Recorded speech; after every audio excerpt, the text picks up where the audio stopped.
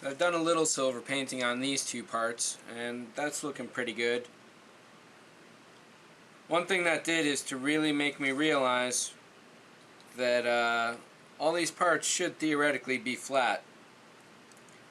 But once I started painting on, or rather gluing on, the photo etch, that kind of introduces a curve to the surface. So when you're dealing with that, when you're painting here, I was realizing how tough it is to make sure that you get your corners really square. I got a little too much paint on that brush there, so I'm going to put some over here for the moment. And I gotta say, there's just no way that I could be doing the painting I'm doing right now without this kind of a brush. So go to your local art store. Synthetic brushes, usually nylon, are what you're looking for. If you're not sure, just ask one of the salespeople. Tell them you're working with enamels, or if it's acrylics or whatever you happen to be working with to paint this. And they'll be able to tell you what kind of brush you need and the cleaner medium for it.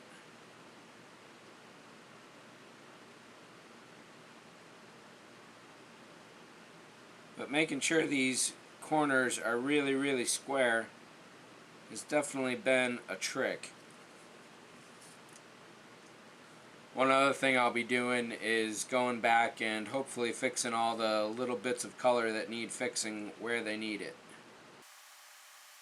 I suppose with these paint strokes, I really shouldn't be starting at the end like I do, because that's where the brush is most loaded.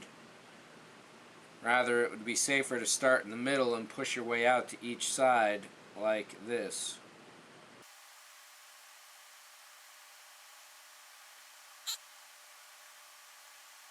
It's been a while since I used a hairbrush, and I had been a little apprehensive about it, but this is really good stuff. The brush really helps guide you along to where the lines really are. So doing simple little repairs on paint after this is going to be fairly easy. I've got some silver where it shouldn't be so far,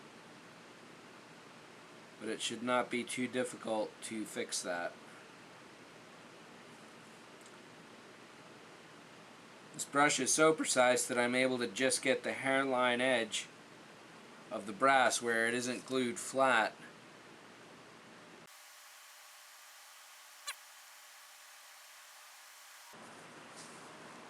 I don't have any metallic red or purple, so what I'm going to do here is paint all of this in silver and then just do a light wash of purple and red over the top of these to help give that sparkling color it needs.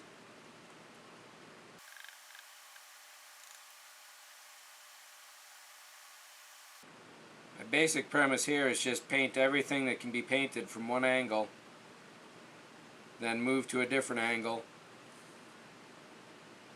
Then we'll do a final rotation around the part to make sure it all got painted.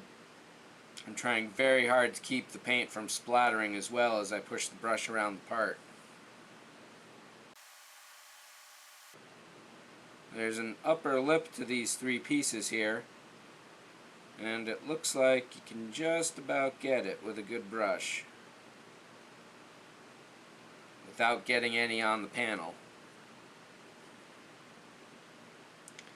The backs, of course, need to be painted as well.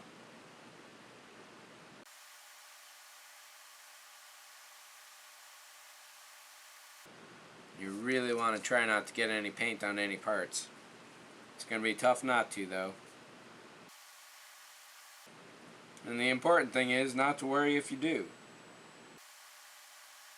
You got to be willing to make mistakes, and then learning how to correct them is what's going to make you a really good modeler in the end. You can certainly look at all sorts of tutorials and read all sorts of books and watch any kind of videos, but you really do got to get your hands dirty and be willing to screw up.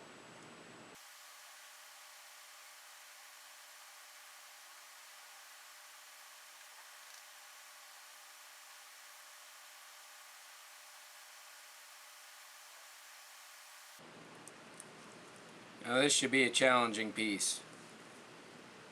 These two panels behind the fiber optics, and a couple of buttons here and there. This is when the fiber optics are a double-edged sword.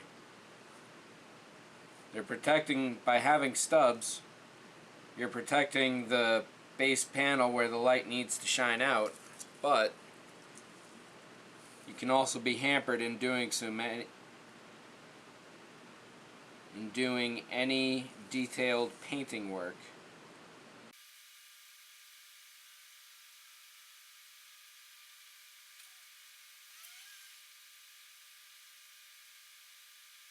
That was definitely tough.